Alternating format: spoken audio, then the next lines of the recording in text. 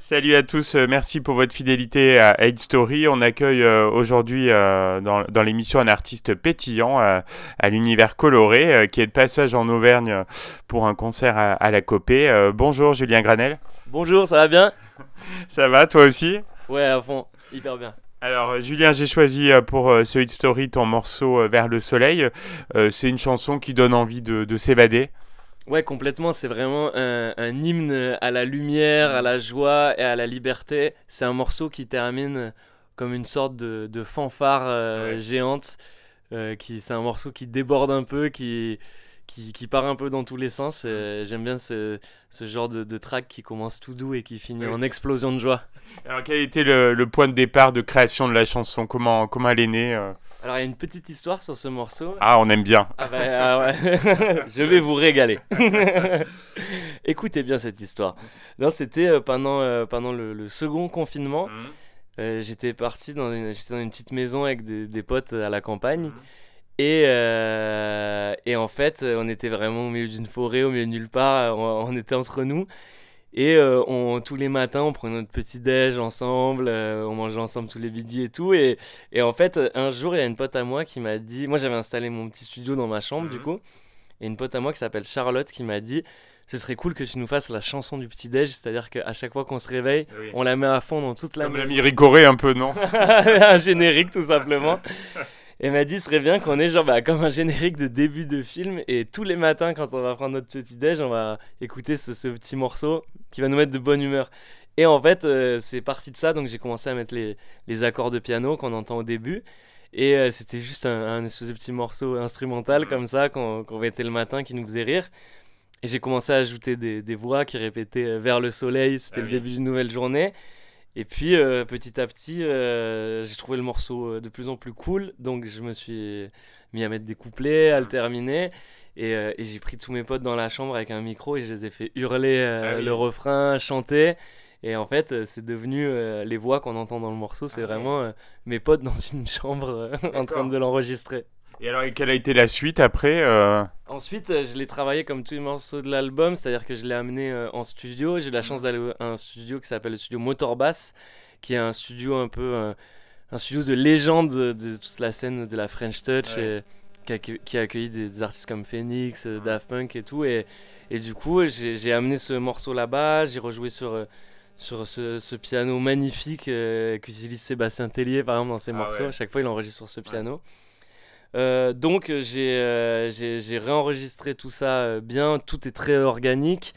Et ensuite j'ai ajouté des violons et des cuivres. Je suis allé dans un autre studio, on a fait un enregistrement vraiment d'ensemble de cordes, Mhm. de trompettes, de trombones, de saxophones, de flûtes même, il y a vraiment plein d'instruments Oui. dedans. Oui. Et j'avais cette image comme ça, c'est comme si c'était une fanfare qui avançait vers la Mhm. lumière et vers une nouvelle journée solaire et multicolore. Et du coup, j'avais ce fantasme-là de fanfare vraiment. Et du coup, le morceau, pour le coup, termine vraiment en fanfare. Ah ouais, vraiment très réussi, comme le clip d'ailleurs.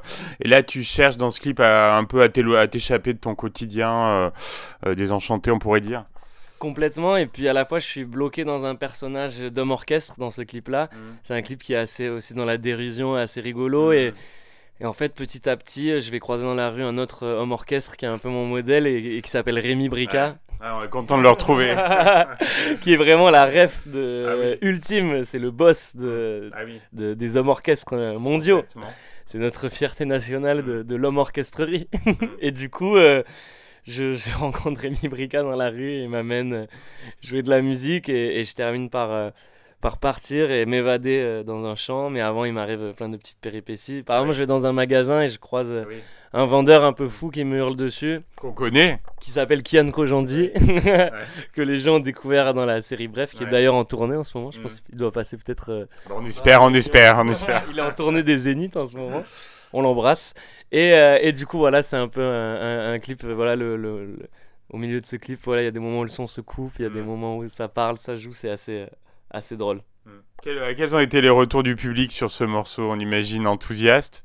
Ouais, en fait, c'est ça, les gens l'ont directement adopté parce qu'il y a un truc un peu addictif de joie Mhm. qui me fait trop plaisir, du coup, qui me touche beaucoup. Et en fait, j'ai commencé à le jouer en concert avant de le sortir parce que je fais Ah oui. souvent ça, je teste des nouveaux morceaux. Et quand je l'ai joué en concert, je pensais que c'était un morceau un peu calme, entre guillemets. Enfin, un des morceaux, entre guillemets, les plus calmes du Mhm. set. Et finalement, j'ai commencé à finir, à chaque fois que j'ai joué ce morceau, j'ai commencé à finir par surfer sur le public en me Ah jetant dans le ouais, public. oui. Et en fait, c'est arrivé à toutes les dates sur ce morceau. Mm. Et est-ce qu'il est représentatif de l'album Couleur? Ouais, je pense que c'est un très bon. Enfin, une très belle porte d'entrée vers Mm. l'album parce Mm. il a ce côté un peu british Ouais. qui m'inspire beaucoup. Je suis très inspiré par la pop anglaise. À la fois, bah, c'est un morceau en français. Il y a le côté très joyeux, un peu entêtant. Il y a à la fois harmoniquement, il se passe plein de choses. Donc c'est un morceau assez riche aussi. Et je pense que c'est une belle porte d'entrée vers tout l'univers de l'album. Mm. L'album est gavé d'influences diverses, hein. C'est vrai que c'est très riche. Ouais, complètement. Il y a beaucoup d'influences pop. Mais il y a aussi des choses très funk et très disco, parce que Oui. je viens aussi beaucoup de cet univers-là. Et un côté global qui se rattache à la scène, souvent rattaché un peu à la French Touch, parce qu'il y a des moments de musique électronique Mhm. aussi, qui mêlent tous ces morceaux de disco, de funk, et qui deviennent de la musique électronique, comme si j'utilisais des samples pour en faire de la Mm. nouvelle musique, donc vraiment comme tous les grands morceaux d'électro de French Touch, où Ouais. c'est vraiment de la sample de disco qui devient un morceau électronique. Bah là, pour le coup, j'ai pas utilisé de sample, j'ai tout fait moi-même, mais Mm. je me suis un peu auto-samplé, je me suis amusé avec Oui. les textures et tout. Donc c'est ça qui donne un peu un mélange un peu explosif de plein de styles. Et puis pas mal d'émotions aussi différentes, hein. Bon, il y a de l'humour, de l'émotion, de la tendresse et puis aussi un petit peu de mélancolie. Ouais, totalement. Je pense il y a même beaucoup de... Au-delà de la mélancolie, il y a de la nostalgie Oui, beaucoup. Et il y a ouais. beaucoup de nostalgie. Je me disais que je faisais l'album vraiment sans a priori, sans savoir où j'allais. Et à la fin, je me suis rendu compte que sans le vouloir, j'avais fait inconsciemment l'album que j'aurais peut-être rêvé de faire quand j'avais 14 ans. Ah oui. Et du coup, il est teinté de cette nostalgie-là, Mm. de tout. En fait, dans tous les morceaux, il y a tous mes fantasmes, tous mes Mm. rêves, Et c'est un peu un élan vers ça, de croire en soi et tout, Mm. de un peu casser les barrières préétablies pour aller au bout de ses rêves. Donc en fait, il y a vraiment pas mal de nostalgie dedans. Mm. Donc tu as pas mal de scènes, hein, dans les prochaines semaines, ça c'est quelque chose qui doit te remplir de joie. Ouais, complètement. Déjà, j'ai la chance de tourner là depuis le mois de juin avec cet album. J'ai fait plus de 50 dates là déjà. Il y a eu des festivals cet été. Mais là, je pars pour une tournée qui, sur le papier, devrait être une des plus grandes tournées de France en termes de nombre de dates parce que Oui, c'est énorme, hein, oui. on est Ouais. déjà, j'ai pas encore pu tout annoncer parce qu'il y a des programmations de festivals qui Ah annoncent que oui. plus tard. Mm. Mais on est déjà à plus de 80 dates là dans l'année. Il risque d'y en avoir même un peu plus. Et puis c'est aussi une première année de grosse tournée où je fais voilà comme ce soir à la coopérative à Clermont. Mm. Je fais vraiment des salles pour la première fois tout seul où je Oui, rencontre mon public pour la ouais. première fois. Donc il y a une effervescence et une euphorie qui est dingue. Et puis ça va m'amener en Belgique, en Suisse, même au Canada. Ah ouais, génial. Donc c'est trop beau de voyager avec ce premier album. Puis on imagine ben, que c'est différent, oui, que de faire une première partie. Tu as fait Loïc Noté, Angèle. Là, c'est vraiment ton public qui vient te voir. Bien sûr, et puis c'est aussi pas mal de gens aussi que j'ai rencontrés sur ces premières parties.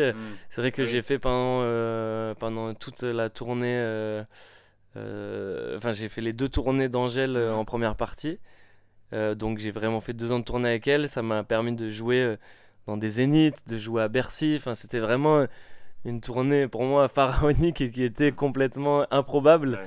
Et ça a été très formateur, ça a été aussi riche en émotions fortes, donc forcément ça Mm. stimule aussi la créativité, les idées, Mm. et ça a été beaucoup de rencontres. Donc il y a beaucoup de gens qui viennent me voir là dans les salles parce qu'ils m'ont vu en format réduit, Oui, en oui. format court en première Bah, partie. ça fait découvrir, oui, l'univers. Exactement, Ouais. et là ils viennent me voir en format plus long et surtout dans des salles Mm. où on me voit en plus grand parce que je suis un peu moins loin que dans un zénith. Oui, c'est ça. Et bon, on imagine que là, bah, c'est la scène, hein, qui va beaucoup t'occuper en 2023. Est-ce que tu as le temps de faire d'autres choses? Est-ce qu'il y a d'autres projets en cours de développement? Ouais, en vrai, je suis en permanence quand même en train d'enregistrer des choses. Là, sur le mois de décembre, j'avais une mission que m'avait lancée la plateforme Deezer, c'était de faire le hit de Noël Ah en un oui. mois. Ah oui. Donc c'était aussi en pleine tournée, j'avais 4-5 dates par semaine, en même temps j'étais en Mm. studio. J'ai réussi à faire le morceau en moins d'1 mois, à sortir un clip avec. Ça a été entre Noël et le jour de l'an, c'était le morceau, le 5e morceau le plus écouté sur Deezer pour les morceaux de Noël. Devant Stevie Wonder quand même. Énorme. Devant Beyoncé même. Pas souvent qu'on peut dire ça. Oui. Mais du coup, le morceau a vraiment eu un vrai petit pop avec les playlists de Noël et tout, donc c'était assez rigolo. Là, je suis en train de directement préparer la suite en même temps que la tournée. Et je vais, malgré cette tournée qui est colossale et qui va me prendre beaucoup de temps, je vais sortir de la musique. Et il se pourrait que ce soit bientôt, mais je vais sortir de la musique nouvelle dans l'année. Ouais, super, Julien. On était vraiment ravis de t'avoir dans l'émission. On aime beaucoup ton univers. Et on espère te revoir très vite sur Logos FM. Merci beaucoup pour l'invitation. C'était un plaisir d'être avec vous.